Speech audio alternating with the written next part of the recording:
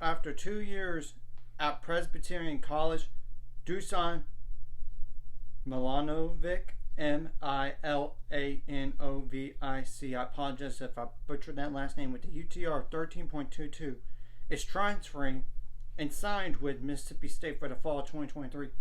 He was a 2023 Big South Player of the Year with records of 56 and 20 in singles and 50 and 22 in doubles. ITA high ranks of 22 in doubles and 60 in singles. Well, I'm going to go over what does this mean for Presbyterian first. First of all, Presbyterian, as of right now, doesn't have anybody coming in, which I think that they're going to add somebody, according to tennisrecruiting.net. But they will lose, for sure, one player, now up to two.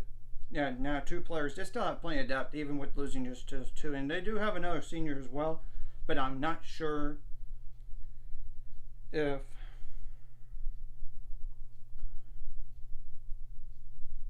he's coming back or anything, because you never know, because this is the last year of COVID years. You got to keep that in mind. I know Presbyterian was an NCAA tournament team last year, running 64, and they lost to Kentucky. That ended up being in the Final Four, Elite Eight this past year, and with the 16-10 record, and won their conference, of course.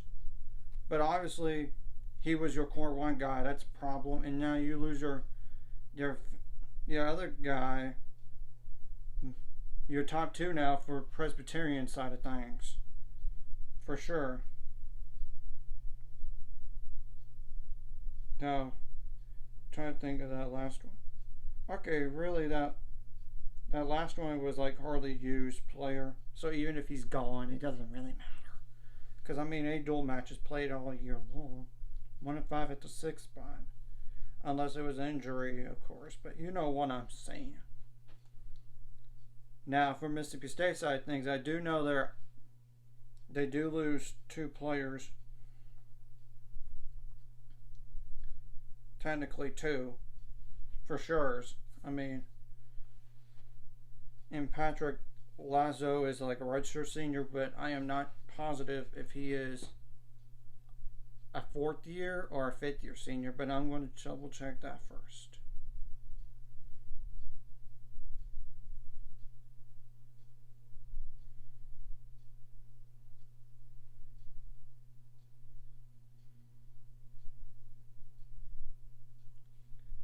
He might come back, but I'm not sure. So I'm going to just assume he is for this scenario here. But I definitely know Mississippi State actually added somebody else right after this edition for the class of 2023. So they got 3 freshmen coming in, and now this transfer they have 4 guys coming in. It makes a lot of sense. And as for their lineup from last year, I gotta look up the statistics on that real fast. But in the meantime, they were a team last year that was a Sweet 16 team. And they really fought hard against TCU, but they got down too early in the match. And they finished 21-8 overall. 7-5 in the conference in a tough SEC. Now, I'm going to definitely look at this stats thing now for Mississippi State here.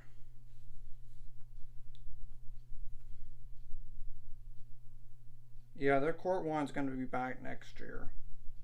That's a good thing for Mississippi State in singles. Same thing goes for the number 2 singles as well. So yeah, your top 2 is going to be back. So your top 3 is going to even be back. So that's pretty good.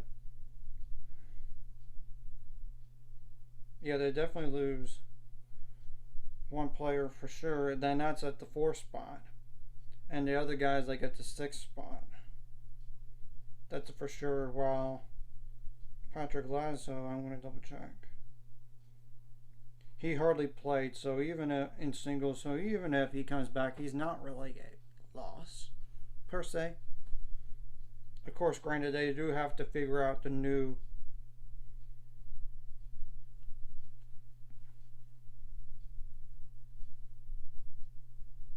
trying to think.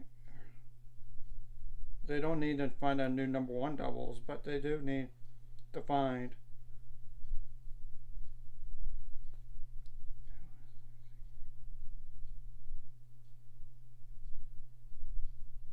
a new number 2/3 doubles. I mean, it's the truth.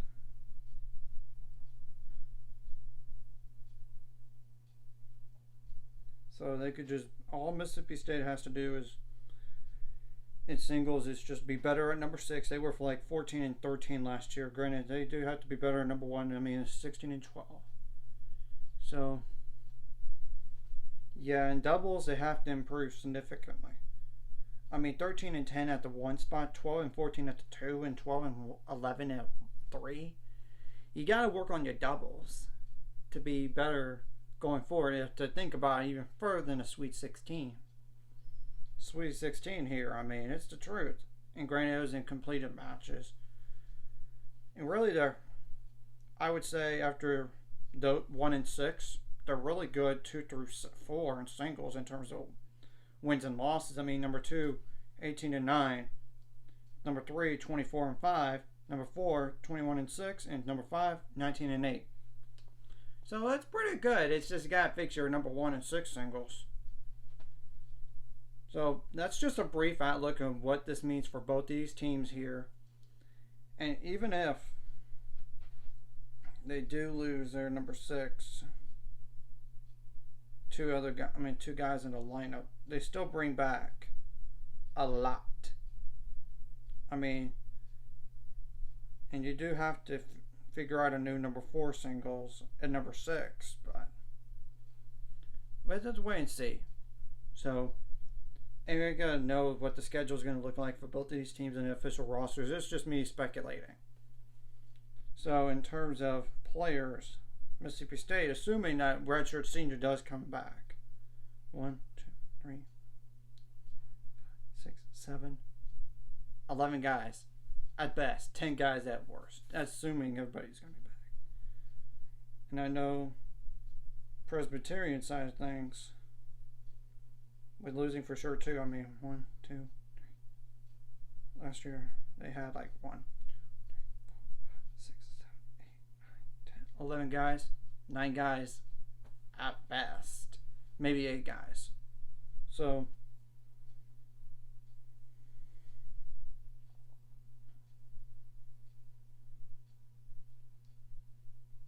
anyways, if you like this content, like and subscribe, and see you guys later. Find subscribers, we're on the road to it. Let's go.